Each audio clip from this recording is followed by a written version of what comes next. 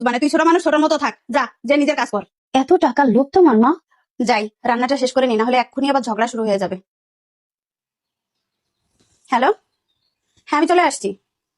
না বাবা এবার টাকা দিতে পারবে না। তুমি তো জানো আমার বাবা অসুস্থ, একটাবার জিজ্ঞাসা করছো যে বাবা কেমন আছে?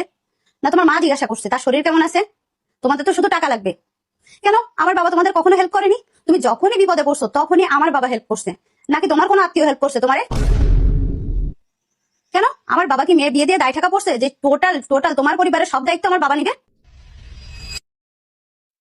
তোমার যা মনে চায় তুমি তাই করো, তোমার যা মনে চায় তুমি তাই করো, আমার বাবা টাকা দিবে না, আমি টাকা চাইবো না। না, মায়ের সাথে আজকে আমার কথা বলতেই হবে, যে করে হোক কথা বলতেই হবে। মাকে বোঝাতে হবে মা যেটা করছে সেটা ঠিক না। মা তুমি কি করতেছো? তুই তোর ভাবির হয়ে আবার উপলব্ধি করতে আইছিস? যা নিজের কাজ কর। কিছু মানুষ কোনোদিন শুধরে না, তার ভিতরে তুমি একজন। মা মা কি আবার আইছিস ভাবির হয়ে উপলব্ধি করতি? আরে না না, আমি এখানে ভাবির হয়ে উপলব্ধি করতে আসিনি। বলছি আমার পরীক্ষার ফি দিতে হবে, তো পরীক্ষার ফি লাগবে এটা বললেই হয়ে যায়, তোর ভাই বাড়ি আসুক তাই দেখতেছি। আচ্ছা মা, আমার পিছনে তো তোমরা অনেক খরচ করতেছো তাই না? তুই আমার একটা মাত্র মেয়ে, তোর পিছনে তো টাকা পয়সা খরচ করবো, তুই লেখাপড়া শিখবি, তোরে ভালো জায়গায় বিয়ে দিব, কিন্তু যখন আমাকে বিয়ে দিবে তার পরবর্তী যে খরচ সেগুলো গোছায় রাখছো তো? আবার কি গোছায় রাখতে হবে?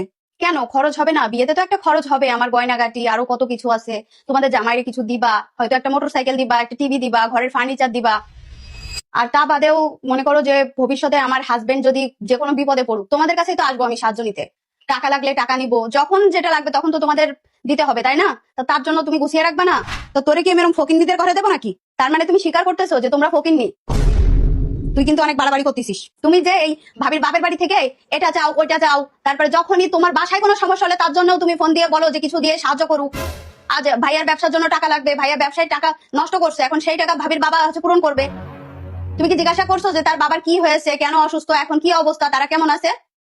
ভাইয়াও জিজ্ঞাসা করেনি, তুমিও জিজ্ঞাসা করোনি, তার বাবার অপারেশন করাতে হবে। দেখো মা, নিজের গায়ে না পড়লে কেউ বোঝে না, এজন্য বললাম যে আমার জন্য সবকিছু গুছিয়ে রেখো, ভবিষ্যতে তো তোমাদেরও দিতে হবে তাই না? আমার মেয়ে কি বললো এসব? আসলেই তো এইভাবে তো কখনো আমি ভেবে দেখিনি। যতবারই আমার ছেলে বা আমার পরিবার বিপদে পড়ছে বউয়ের বাবার বাড়ি থেকে সাহায্য পাইছি, আর তার বাবা আজকে অসুস্থ, তার সাথে আমি এমন করলাম না, বৌমার কাছে আমার মাপ চাইতে হবে।